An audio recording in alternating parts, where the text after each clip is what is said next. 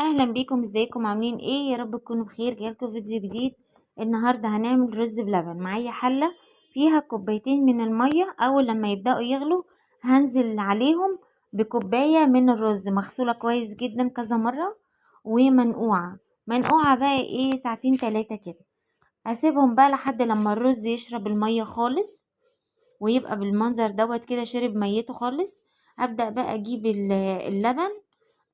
يفضل لو اللبن مثلا طالع من الفريزر ومتلج، وتنزلي بقى باللبن في الرز كده وهو ساقع. هتلاقي الرز شرب من طعم اللبن واداكي نتيجة حلوة جدا. ولو انت بقى لسه شارية اللبن، انزلي باللبن على طول، مش لازم تغليه الاول، اغليه في قلب الرز. هنجيب بقى طبق هنحط فيه معلقتين من لبن البودرة، وعليهم معلقتين من الكريم شانتيه، وعليهم كمان معلقتين من النشا. كل دي معالق كبيرة، يبقى معلقتين لبن بودرة، معلقتين كريم شانتيه، معلقتين نشا. خلاص، وهنقلبهم بقى كده مع بعض. جربي بقى تحطي كريم شانتيه ولبن بودرة على الرز باللبن، هيديكي طعم ونتيجة هايلة.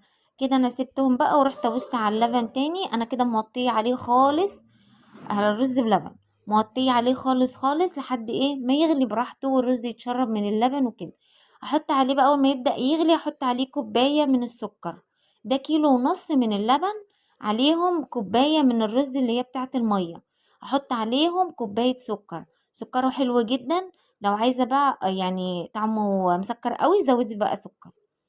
هنقلب بقى، حطيت عليهم كوباية من المية، ولو عندك لبن حطي، بس يكون اللبن ساقع تمام، ما يكونش سخن. واقلبه الاول كده، علشان لو حطيتيه في ميه سخنه او لبن سخن النشا هتكلكع. فيفضل لو الميه من حنفيه او اللبن من التلاجة. خلاص، هنزل بقى كده على الرز باللبن. واقلبهم بقى كويس جدا، علشان وبسرعه كمان علشان النشا ما تكلكعش معايا. هسيبهم بقى كده يغلوا مع بعض كويس جدا لحد لما القوام بتاعه يتقل. ولو انت اول مرة بتشوفوني، ما تنسوش تشتركوا في القناة وتفعلوا الجرس، تختاروا الكل علشان كل ما انزل فيديو جديد يوصل لكم. خلاص كده بيغلي. هنزل عليه بقى بكيس من الفانيليا. ما تكتريش فانيليا علشان ما يمررش. كيلو ونص من اللبن على كوباية من الرز هيديني حوالي 10 سلاطين. كده بقى بعد ما غرفته وحطيته بقى في التلاجة، يعني سبته يبرد الاول وبعد كده دخلته التلاجة. عايزه اقول لكم طعمه حلو جدا، يستاهل التجربه، جربوه. بصوا بقى، بصوا عامل وش ازاي.